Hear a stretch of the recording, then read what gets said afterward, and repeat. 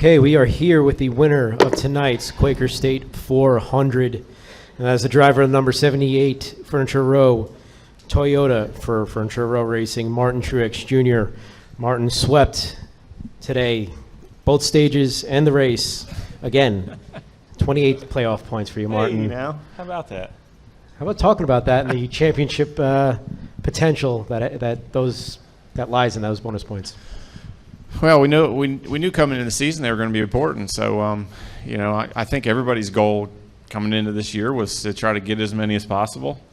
I think for us as a team, it's if you look at last year and the laps we led and the things we were able to do, we didn't win as many races as we should have, but we led a lot of laps. And, I feel like we would have got a lot of stage points last year if they were available, but they weren't. So it kind of played into our wheelhouse a little bit. It just played into kind of what we've been doing the last couple of years, and so it feels good to have those bonus points. We're going to try to get as many as we can. We know they're going to be important. We could have used a handful of them last year to get through Talladega, so we'll try to keep racking them up. And just proud of everybody for another great weekend and all they're doing, and glad we closed the deal tonight. Great. Thank you, Martin. If you have a question for Martin, please raise your hand. We'll get your mic. Start in the center here. Rob Connett from WRX Radio in Madison, Indiana. Martin, two-part question for you. One, when you're running around the track, lapping the whole field, what's going through your mind? Are you singing Kumbaya to yourself or what? And two, can we get a PG version of what was said on the radio when that caution came out with 2 laps to go? Honestly, all I said was, "Oh, man." There was no cursing involved. I wasn't that upset because I kind of seen it coming. I kind of knew, like 60 to go, I was leading. Pretty big lead at that point, and I'm like, there's no possible way that this race is actually going to go this long without a caution. And lo and behold, we came within a third of the racetrack from the white flag. Like, I was literally coming down the backstretch thinking, I'm coming to the white flag, and I could smell somebody's engine blowing up. And I'm like, oh, this isn't good. And then as I was coming towards turn 3, I seen some smoke. And then my spotter said, yeah, caution's out for someone blowing up. And I was like, oh, man. Oh, boy, here we go. Cole, what are we going to do? He's like, man, we got to stay out. So we stayed out. And then I was like, oh, man, everybody pitted. And he's like, we're going to be fine. Don't worry. We're going to be fine. That was really the whole entire caution right there. So there's all the insider info. Go to Bob, and then you. Bob Hawker, CSPN. What would have been more impressive to you, what you did at the Coke 600, or if you had won by 15 seconds tonight? Well, the Coke 600 is something that that's history. Nobody's ever done that before, so that was something that was really crazy. And just to even think about it today it's crazy we did that. So I think that stands out there by itself, and in a different way, this is it's very, very big to be able to do what we did tonight. I think this was probably the best car I've ever had in my entire career. I can never recall saving fuel and pulling away from everybody before. So, it was pretty amazing. And, just props to my team and everything they're doing. And everything's going good for us right now. So we'll just try to keep that momentum rolling. Steve Conley, the podium finish. Martin, Kyle Larson gave you a good kick in the tail on that final restart. Do you make that pass of the 18 without that shot? I really don't know. It was definitely a big part of that. It was a big help. I was really hoping that would happen because honestly, all night I had trouble getting a good launch. And anytime me and Kyle were side by side, he could literally pull away from me by a car length getting to the start-finish line. And I wasn't spinning tires or anything. I just couldn't get going. It just kind of bogged down. So I was a little worried about that. I was trying to do the best I could to make sure I kept Larson, I helped Larson get to my bumper before the start-finish line, not after it, because obviously after the start-finish line he could have pulled out and made it 3 wide. But he did a beautiful job. He just, he slammed me in the back, and as soon as he did, I hit the gas, and away we went. So it definitely helped a ton. But I was surprised that once we got clear down into turn 1 that I could actually pull away from those guys. I thought I was going to have my hands full trying to hold them off, even if we did get to turn 1 with the lead. But fortunately, we were able to hold them off, so that was pretty awesome. Jerry? Jerry Jordan, KickingTheTires.net and PRN here. Martin, Cole called that car the demon. Do you get superstitious about cars, and do you want it back? I have no idea where we even ran that car last, so I just show up and get in them. Yeah, I mean, honestly, the cars nowadays, you could sit in 10 of them, 10 different ones, 10 weeks in a row. You could not tell the difference, literally. So those guys are so good at building them. And, I mean, literally, I think the only thing I ever do anymore is move my mirror because it's never in the right spot for whatever reason. It literally every weekend it's in a different spot, but everything else is perfect. Seat belts, steering wheel, I mean, you name it. It's the gas pedal's the same, the brakes the same. Everything about these things feels the same now. So, yeah, I mean, I don't even know what car this was or where we'd run it before. Yeah. We'll go Nate, Caleb, and then check in the press box. Nate Ryan, NBC Sports. Martin, when Cole was in here, he was talking about how there are many days in Colorado when he feels like the team is hanging by a thread and everybody's running around with their hair on fire because they have to get the truck loaded early. You guys basically give up a day being based out there. I guess, like, do you see that? Are you in Denver enough to, like, know, like, what that team is going through back there? And two, like, whether you see it or not, like, how do they do it? Like, how are you guys kicking everybody's butt despite being based so far away from everybody? No, I don't really see it because I don't get there very often. But I hear about it. Cole tells me. I mean, Cole and I talk all the time, and we text back and forth about hey, what's going on? What are you up to? How's things? And how'd last week go? What are we working on? I mean, we just constantly keep in touch about things. But he tells me when things are kind of crazy and when things are going crazy. But we have a great bunch. I mean, I can't tell you how good our guys are at just making sure they do all the things right. I mean, I think our guys are just, they work so hard. They make sure they put in all the effort to get everything just as perfect as Cole wants it.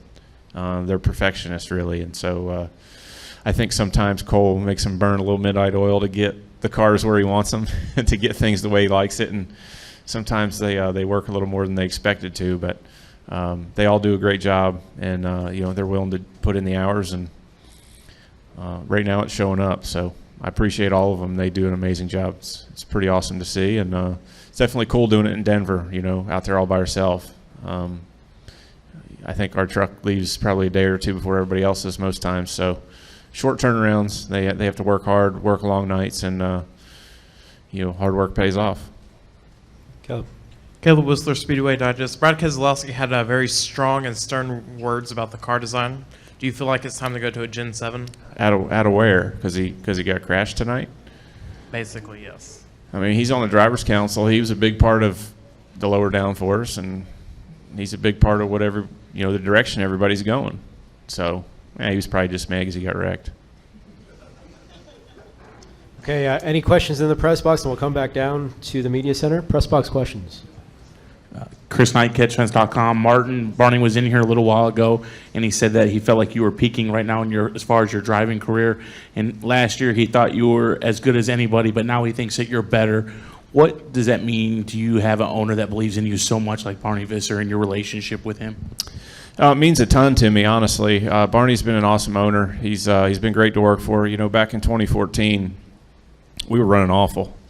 We could barely run 20th, and I think our best runs of the year were maybe top 10s, and Sherry got sick and was doing battling cancer, and he said, if you need to stay home a couple weeks and take care of her, this car will be here when you get back.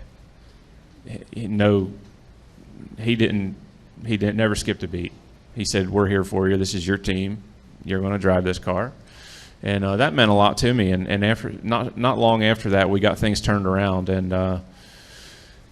yeah, I'm sure that was part of it. Just that belief that he had in me, that thought in the back of my mind that, man, this guy's really, this is a really awesome guy. I'm really lucky to be working for him. And I'm going to make sure I do all I can to help this team get going in the right direction. So he gives our guys all they need. All the tools, all the things they need to make these cars fast, and he gives them a great work environment in Denver. He takes care of them all like family, and we're all lucky to drive his. I'm lucky to drive his race car, but we're all lucky to work for such a great guy that takes care of his employees and enjoys racing as much as he does. Jared McDonald, Maysville Ledger Independent. Obviously, you don't want the caution with just a couple laps to go, but how much do you think that impacts NASCAR in terms of the fan base, keeping fans engaged, having that exciting restart to end? Well, in this case, there was no debris. So, I mean, it was legit. There was oil all over the place.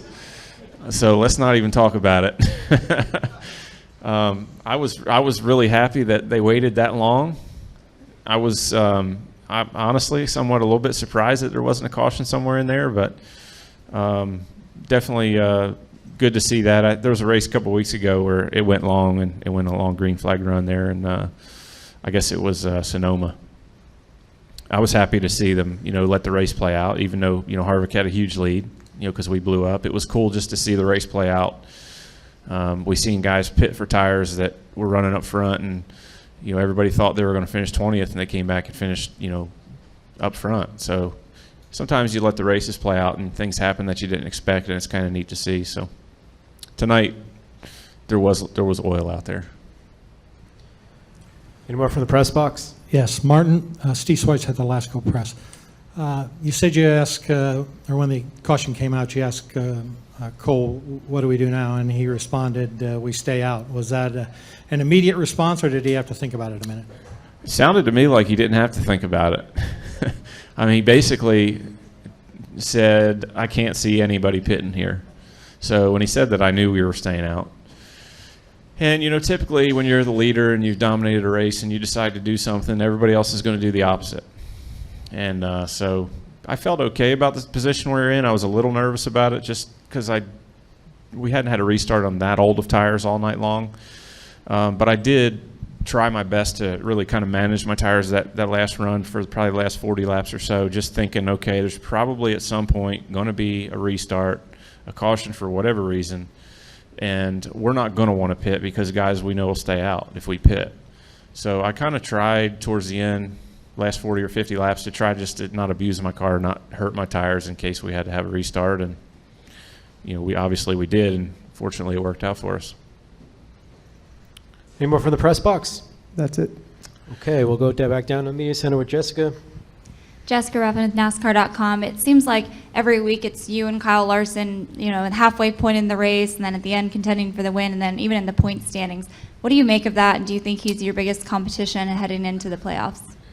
Well, he's definitely going to be great competition. He's a very talented driver. He's got a great team right now. He still hasn't thanked me for making Chad Johnson a crew chief in the Sprint Cup Series. He was my crew chief at MWR a couple years ago. Awesome guy, a very good friend of mine, and he's my neighbor now as well, so I talk to him a lot. But I think Chad has just brought a lot to the table for that team, for Kyle, and now Kyle's able to show his talent. So I'm really happy for those guys. I'm happy for Chad especially, but it's been fun to race with Kyle. Obviously, he's very talented. He's up front every single week. He's fast everywhere we go. I expect he'll be a challenge throughout the rest of the year, and it should be fun to race with him. Bob, did you have a question? Bob Pockers, ESPN. I don't know how much you're comfortable in telling us yet, but Sherry tweeted that she had a procedure this week for a recurrence. Yeah. Can you say, like, when did you find out about it, and what's kind of the prognosis? We found out a while ago about it. Tonight was, or she went in this weekend to have some surgery done. Everything went perfectly good. Went as planned. I'm going to bring her home tomorrow, so excited to get home and see her, and everything's going great. Oh, yeah. As soon as I got out of the car, I had one of my guys call her. She was pretty excited. We'll go over here to Jim. Jim Hunter, motorsport.com. I don't think you would argue that you are enjoying the best years of your NASCAR career. What does that say, sort of? There's a lot of talk about young guys and stuff and people with talent and money and so forth, but how important is it to be in the right situation, and how much does that really matter when it comes to deciding what your career is going to look like? It's being in the right situation is a huge part of it. I mean, we've seen it forever. I mean, for a long time. It's a lot about communication. It's about getting with the right group of people. You can have all the money in the world and the best, all the best equipment and parts and pieces, and if you don't have the right guys together and the right driver together with all those guys, it's not going to be successful. So I'm very lucky to be in the position I'm in. I've been on the other side of it. You know, hell, 5 years ago, I thought my career was over, you know, and so you just you fight hard to try to get in a good position. I've been fortunate to have an awesome bunch of people around me from top to bottom, and you know, honestly, this team I'm with now, it was my only option at one point, and I thought, oh man, we'll see what we can do with it, and here we are. So sometimes it's just meant to be, and in this case it was, but it's everything, you know. Without the right team, without the right people around you, you know, it's hard to be successful. So I'm very thankful for the guys I have and what we have going on right now. Go Mark and then Jerry. Mark Story, Lexington Herald Leader. Martin, you were really fast here last year, and it sort of, you know, got away. Was that motivating? Did you draw confidence from that? And, you know, did that, you know, carry over at all? I think it carried over because, you know, if you look at it, they repaved the track again, so it's similar to last year. Tires a little different, but same rules package more or less. And we were really fast last year. Felt good about that. And you know, obviously we've had a whole year now to work on these race cars with this package and kind of figure them out. And feel like this kind of racetrack kind of suits us. So we felt good coming in, and we definitely remembered last year, the one that got away on fuel mileage. And so it was a little bit of motivation, but I think every time we come to the racetrack, we want to win. We don't show up to run second. We show up to win and do the best job we can.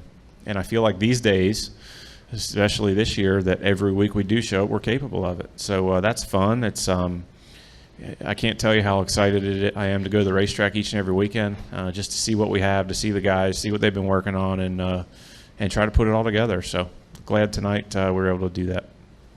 We'll wrap it up with Jerry. Jerry Jordan, KickingTheTires.net and PRN. You brought up MWR, and I was going to follow up with Jim's question. You know, 5 years ago we talked to you, and you were probably at one of the lowest points in your career. You were bummed out and didn't know what you were going to do. Now, this meteoric rise to where you're at, you've competed last year. You almost made the final round. What would it mean to you to go out, you know, to win it this year, to win the championship, and see where that has taken you from whether you were at the lowest low to what would be the highest high? Well, professionally, it'd mean everything. I mean, that's what I've worked my whole career for, you know, in racing, is to be a champion, be a Monster Energy Series champion. So it would mean a lot. It'd be very rewarding. I would say that it wouldn't change me. It wouldn't change who I am, or it wouldn't really change my life. But it would be, you know, it'd be a hell of an accomplishment for my career. So we're going to try our best. I feel like we have a good shot at it. We've consistently been a front runner the last couple of years, and hopefully that continues. We'll do our best. Okay, congratulations, Martin. If I could Thank ask you. you to stick around for Thanks, a Twitter everyone. chat. Yep. Those watching on NASCAR.com, if you want to ask Martin a question on Twitter, #AskTruex Jr.